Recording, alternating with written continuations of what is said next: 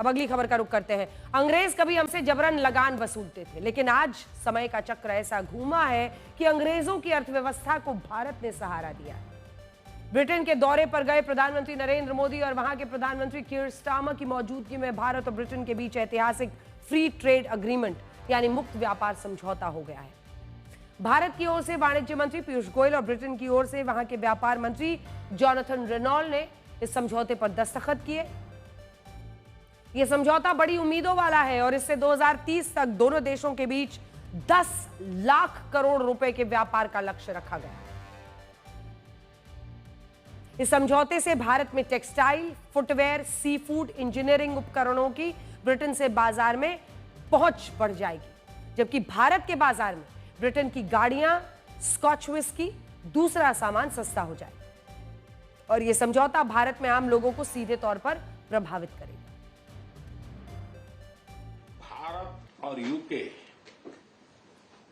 भावी पीढ़ी के लिए एक बहुत मजबूत रास्ता तैयार कर रहा है। व्यापार और उद्योग के क्षेत्र में एक नया अध्याय जुड़ रहा है।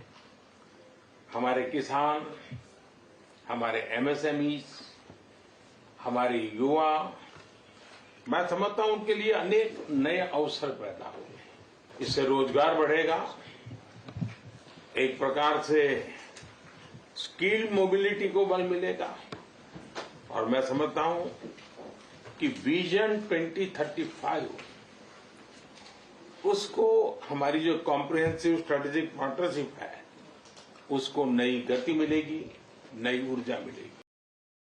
यह समझौता ऐसे समय में हुआ है जब अमेरिकी राष्ट्रपति डोनाल्ड ट्रंप का भारत समेत दुनिया के कई देशों में टैरिफ वॉर छिड़ा हुआ है।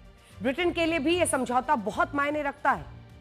इसकी सांकेतिक अहमियत देखिए कि एफटीए पर जब दस्तखत ब्रिटेन के चेकर्स में हुआ है। चेकर्स ब्रिटिश प्रधानमंत्री का आधिकारिक कंट्री रेसिडेंस है। मोटे तौर पर कह सकते हैं कि ब्रिटिश प्रधानमंत्री का यह आधिकारिक गांव वाला घर है।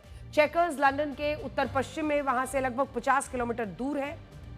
भारत के साथ एफटीए को खुद ब्रिटेन ने ब्रेक्सिट यानी यूरोपियन यूनियन से अलग होने के बाद हुआ सबसे अहम समझौता कहा है।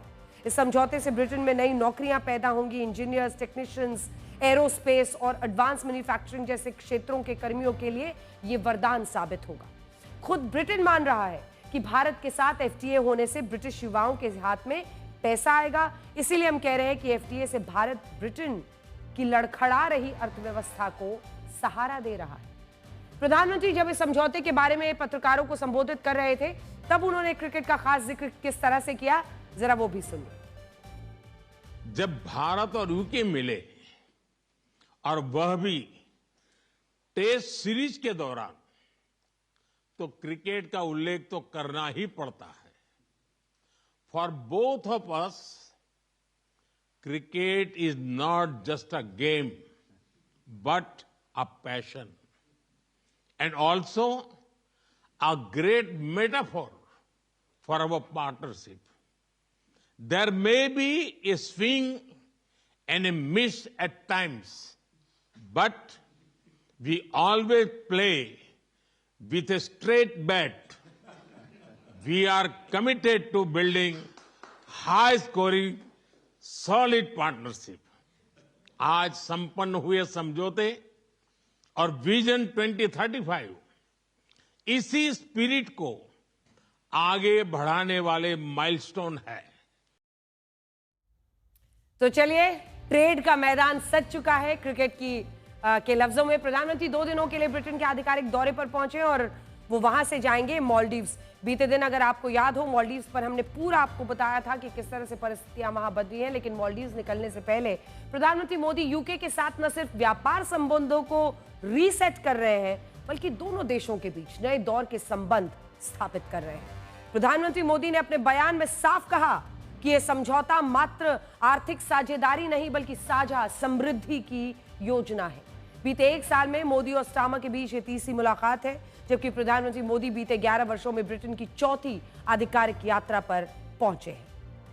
अपनी इस यात्रा के दौरान बकिंघमशायर, जिसे गली क्रिकेट का हब कहा जाता है, वहां प्राइम मिनिस्टर स्टारमर के साथ प्रधानमंत्री मोदी ने यंग क्रिकेटर्स के साथ कुछ वक्त बिताया। यानी प्रधानमंत्री मोदी की नजर सिर्फ व्यापार तक सीमित नहीं थी। तस्वीरें सब कुछ बता रही हैं। इस दौरे के दौरान प्रधानमंत्री नरेंद्र मोदी की वहां पर रह रहे भारतीय समुदाय के साथ भी मुलाकात हुई। तस्वीरें आपके सामने हैं, उनके साथ फोटो खिंचवाते हुए, हाथ मिलाते हुए। अब आप ये समझिए कि इस फ्री ट्रेड अग्रीमेंट से क्या बदलेगा। इस समझौते को कॉम्प्रिहेंसिव इकोनॉमिक ट्रेड अग्रीमेंट भी कहते हैं। ये एक ऐसा समझौता है जिसमें दो या उससे ज्यादा देश ये तय करते हैं कि वो एक दूसरे के साथ जो व्यापार करेंगे उस पर कम से कम या ना के बराबर टैक्स और टैरिफ लगाया जाएगा। और इस समझौते में भी यही तय हुआ है, इसीलिए नाम फ्री ट्रेड अग्रीमेंट। इसके तहत भारत ने निर्यात होने वाले 99% सामान और सेवाओं पर जीरो टैक्स लगेगा, जिसे ड्यूटी फ्री ट्रेड कहेंगे। इसी तरह ब्रिटेन की कंपनियां भी भारत में जो विस्की, कार्स जो ब्रिटेन की हैं, वो अब आपको यहां पर सस्ते में मिलेंगी। कार्स हो, दूसरे प्रोडक्ट्स हो, वो निर्यात करेंगी, उन पर भी कम से कम टैक्स लगेगा। उदाहरण के लिए भारत पूरी दुनिया में स्कॉच विस्की का सबसे बड़ा खरीदार है। अब ये भी जान लीजिए इसी बहाने, भारत के लोग पूरी दुनिया में सबसे ज्यादा स्कॉच विस्की पीते हैं, जिसमें स्कॉच का मतलब स्कॉटलैंड होता है।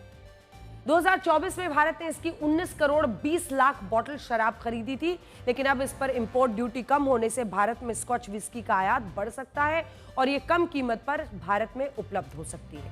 यह अग्रीमेंट भारत के अलग अलग सेक्टर्स को नई ताकत भी देगा। पहले टेक्सटाइल कपड़ा उद्योग पर ब्रिटेन 12% टैक्स लगाता था, लेकिन अब से भारत के कपड़ों पर ब्रिटेन में 1 रुपए का टैक्स नहीं लगेगा, टैक्स फ्री, जिससे भारत अब बांग्लादेश, वियतनाम जैसे देशों से प्रतियोगिता में आगे निकलेगा और भारत में कई लोगों को रोजगार मिलेगा। लेदर और जूते, चप्पल के उद्योग पर पहले ब्रिटेन में 16% टैक्स लगता था, लेकिन अब कोई टैक्स नहीं। इससे उत्तर प्रदेश और तमिलनाडु के लेदर और जूते चप्पल उद्योग को बहुत बड़ा फायदा और जंप मिलेगा। इसी तरह भारत के गहने, फर्नीचर, खेल से जुड़े सामान, जिन पर पहले ब्रिटेन 4% टैक्स लगाता था, लेकिन अब यह टैक्स भी जीरो हो गया है।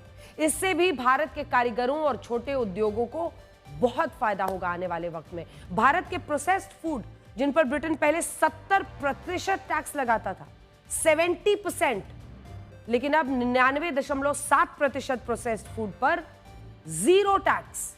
इससे भारत के packaged food, snacks, ready to eat items की ब्रिटेन में मांग बढ़ेगी और भारत को यहां भी बहुत बड़ा फायदा होगा। इसके अलावा ब्रिटेन मछली, मीट, डेयरी पर 20% तक टैक्स था।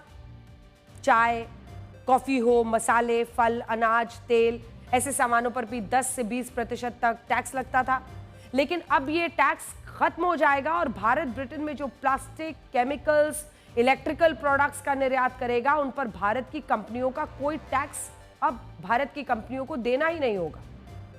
Free trade, zero tax.